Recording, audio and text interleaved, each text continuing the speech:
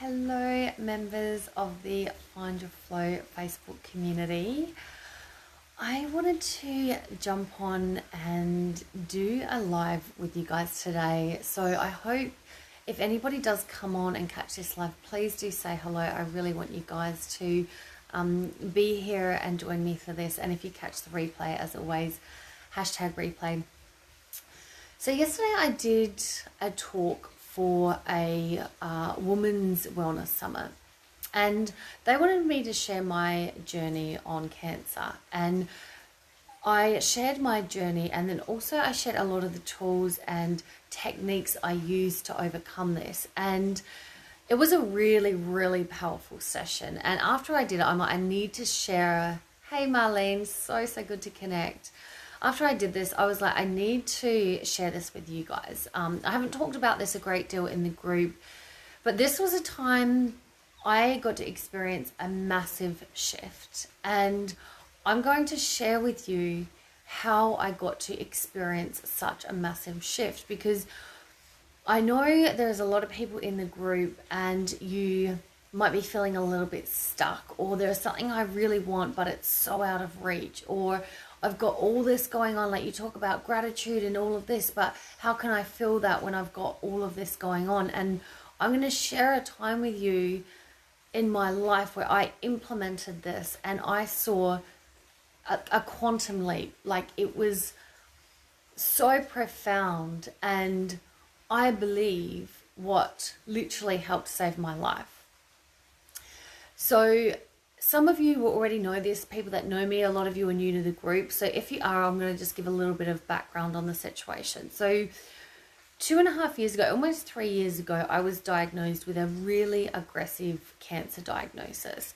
The tumor inside of my body was so large and growing so fast that they thought I would have tumors throughout my whole body. The doctor said to me, the surgeon told me I probably won't be here in 5 years' time. So the day I got my cancer diagnosis, I drove home to my house by myself. I was 37 years old, and I laid on my couch and I was in shock. I couldn't move my body. My whole body was numb.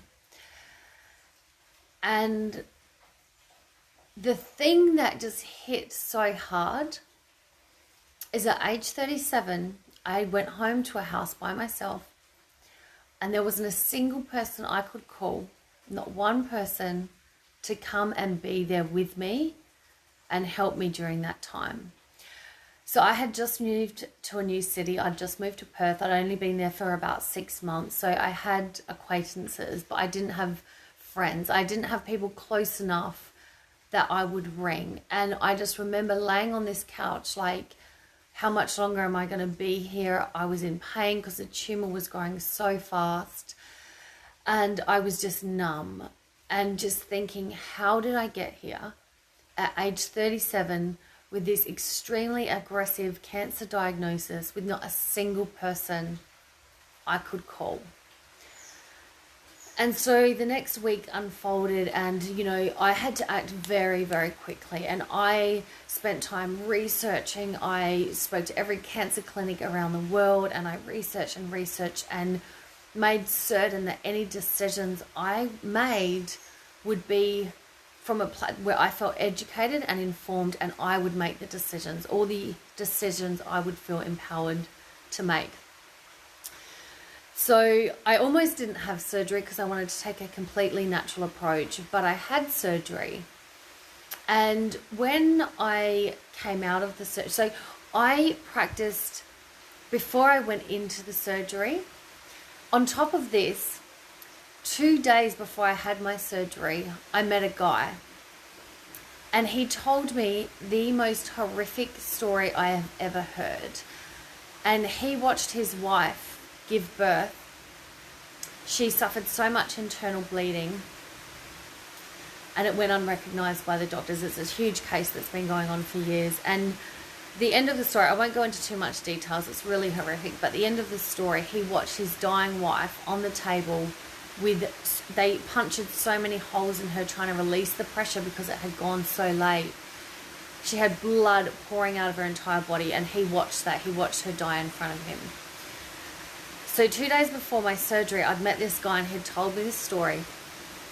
I went in to have my surgery and I couldn't get this image of this woman out of my brain. All I could think about was this poor woman and her husband and what they had been through. So before I went into the surgery, I got myself into a really, really calm state. I breathed through it. I practiced meditation.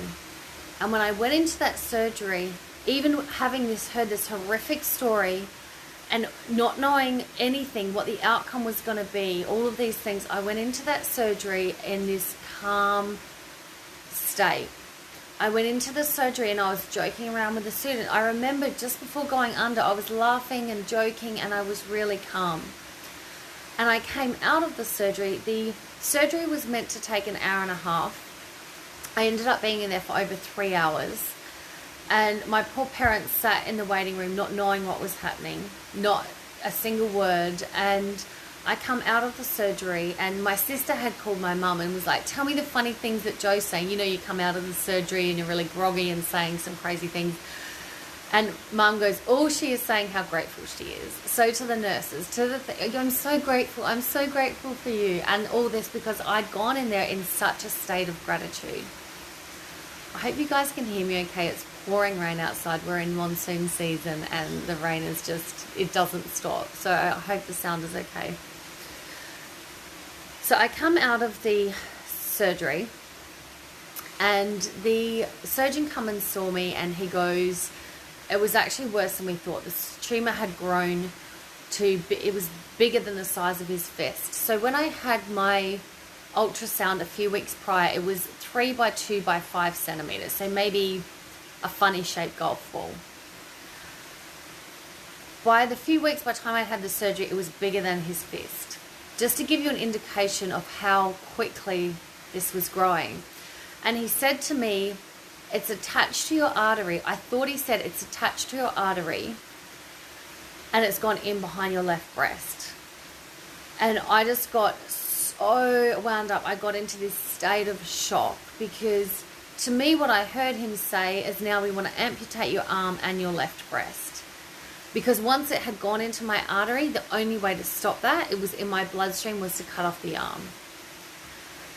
So I laid in hospital that night by myself, just so wound up that I couldn't get back down.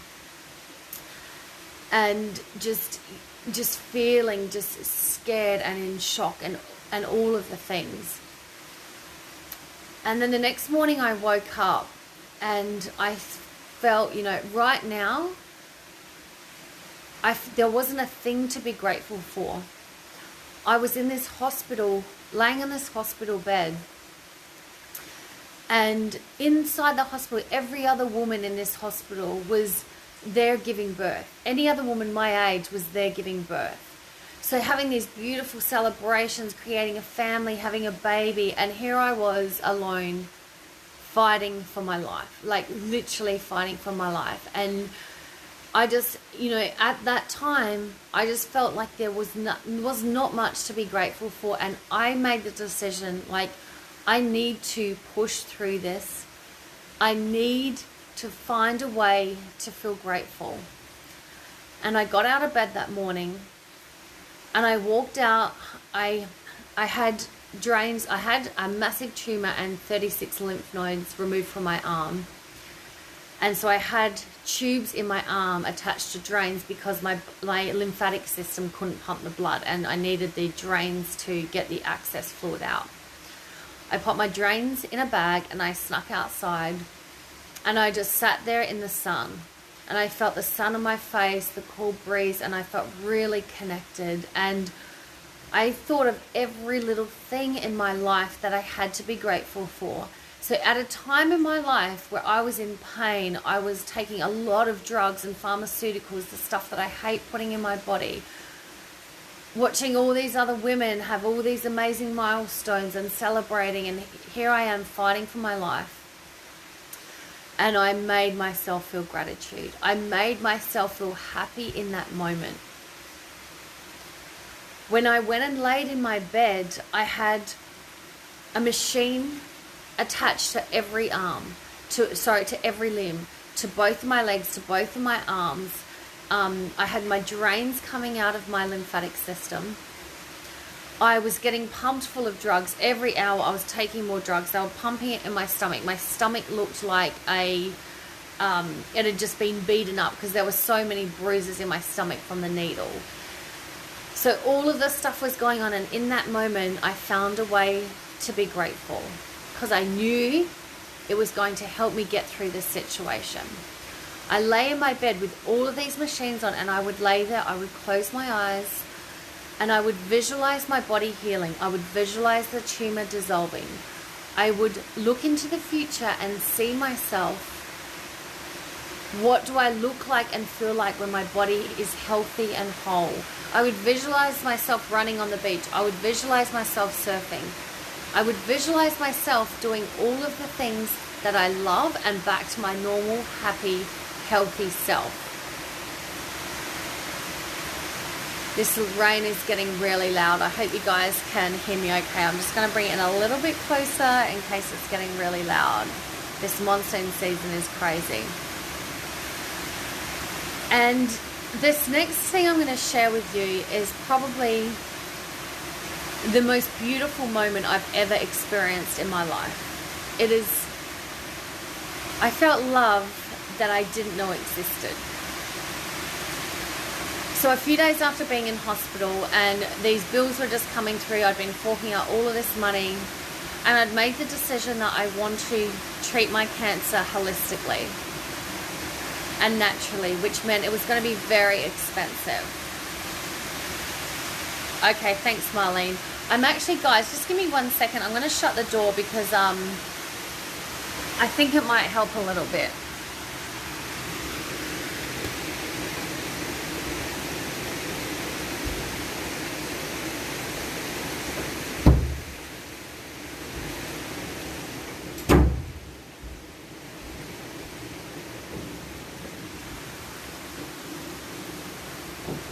Okay, I'm back. Hopefully that's a little bit quieter. So with all of this going on, the next day I was like, how am I going to pay for this? It's just another stress added to everything. And I put out a crowdfunding campaign. So there in my hospital bed, I wrote a crowdfunding campaign, and I reached out to family and friends to contribute money to help me pay for my treatment. This was so hard for me to do. Like, I am the most independent person I've ever met. Do you know, like, I've traveled the world by myself. I've moved multiple times by myself. Like, I'm so independent, and I've always looked after myself. I've not had help from other people. I've always looked after myself, and I've prided myself on that. So I put out this crowdfunding campaign. I had to swallow my ego, my pride, and I put it out there. And within minutes, I had thousands of dollars in my account. I had people messaging me, telling me how much they love me. My phone blew up. I had so many messages coming through that I couldn't keep up with it. I didn't know people had that much love for me. Like, I didn't know. And I got to experience the most beautiful, beautiful thing. It is honestly the most powerful thing I've ever experienced in my life. Like, I cannot talk about this without crying 3 years later because it was so profound. And my phone just blew up. My bank account was just filling up. It means I could pay for all of my treatment. People that I hadn't spoken to in years, people from overseas offering to fly there to be with me, people that I hadn't seen for years, ex-boyfriends that would have, said they'd do anything for me, people I'd been on dates with once or twice, sending me messages saying you're honestly one of the most beautiful people I've ever met. it kept coming through, and it was honestly the most beautiful, incredible moment. And with all of this going on, without knowing how much longer I had left, without knowing if I could overcome this cancer, with so much unknown, feeling I had nothing to be grateful for, in that moment I got to experience the most beautiful thing I've ever experienced in my life. And it was a choice.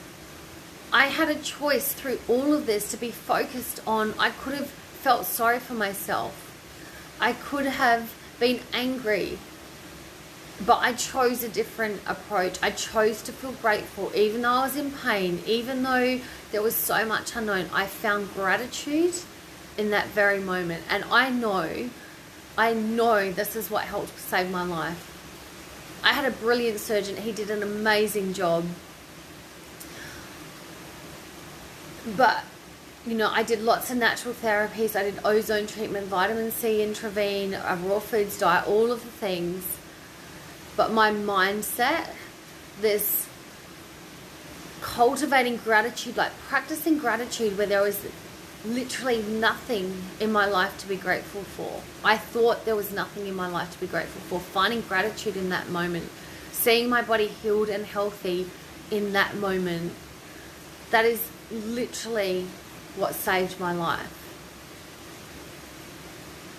And I know some of my clients that I'm working with now, some people that are thinking about working with me, it's this feeling of helplessness, this feeling of it's so hard to shift. How do I find gratitude when I've got all of this going on? And you can find it. And it's not easy. It's easy for our brains to go into victimhood, to think about all the things that have happened to us, things that people have done to us. But when we seriously can shift this and find that gratitude and bring it in and feel it into our hearts, we can make shifts like we can create anything. I can turn that cancer diagnosis around and be living my best life. 3 years after that, literally living my best life. Doing the work that I love to do, waking up every day excited about it, getting to work with incredible people and help them shift this, help them implement this into their own lives. And I've done this time and time again in my life. That cancer diagnosis is not the worst thing I've been through in my life. There's been other things, there has been harder times than this, and I'm going to share this with you another time. But I wanted to share this story with you, and I want to give you this message that whatever you're going through, whatever you have been through, however hard it seems, we can make these shifts when we're committed, when we show up, when we find the right resources, when we really, really tap into this. We can experience massive, massive shifts. And I just really wanted to share this with you guys because I know, a lot of feelings that people are having inside of the group. So just know that is completely achievable. Like whatever it is you want to create, you want to bring in, what changes do you want to make? You can apply this to everything. If you guys have any questions, please pop them below. If this resonates for you, let me know. Let me know how this is feeling for you. Can you see this somewhere in your own life? Is there an area that you can implement this? I've got the Wild and World Tribe starting. It starts on the 15th of July. It's going to be freaking epic. It's for women only. We're creating this amazing sisterhood. It's going for 8 weeks. And through this 8 weeks, I'm going to give you guys all of my best workshops. We're going to look at limiting beliefs. We're going to look at the wellness energy system and take a whole holistic approach to wellness. We're going to look at our behaviors and what's driving our behaviors. where you get a private consultation with me, a 1 hour breakthrough session where we really delve deep. We get weekly coaching sessions. So every week we come together and we have live coaching sessions. It's really transformative. I would love you guys to be a part of it. The enrollment's open tomorrow. If you want to go on the wait list, let me know. Drop a message below. I'm offering an early bird special for 5 days only, and that's going to open tomorrow. If you've got any questions, please let me know. Let me know how this resonated for you, and I hope to connect soon. So I hope you're having a beautiful day. Thanks for tuning in live, guys. And if you do catch the replay, #replay, and yeah, let's connect soon. I love you. Take care.